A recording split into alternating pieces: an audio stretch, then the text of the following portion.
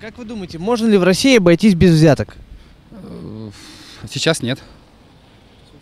Сейчас нет. А потом я надеюсь, что можно будет. Сложный вопрос. Нет. Такого мы не представляем. Можно. Нельзя. Ну, по крайней мере, я пока никому взятки не давала. Думаю, что нет.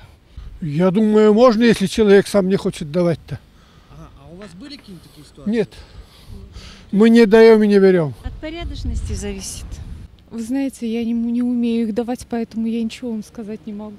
Ну, может быть, у вас были какие-то случаи, когда Были, и вопросы решаются гораздо быстрее. Нельзя. Все равно будут. Ну, да можно обойтись без взяток, если нормально работать. Наше поколение без взяток обходилось, когда мы работали. Мы вообще не понимали, что это такое. Без взяток? Да. Наверное, не обходится. Я думаю, что можно. Ну, если люди честные, они должны, моральные ценности должны быть на первом месте, чем все-таки денежные. Я думаю, что, наверное, можно, но не получится. По-моему, нет. У нас еще общество настолько незрелое, что взятка у нас еще играет роль.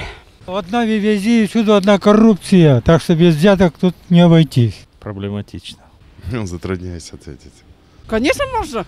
Главное, чтобы зарплата была такая достойная, чтобы меньше брать у людей. Не знаю, это Россия. Не хочется в преддверии Нового года отвечать на этот вопрос.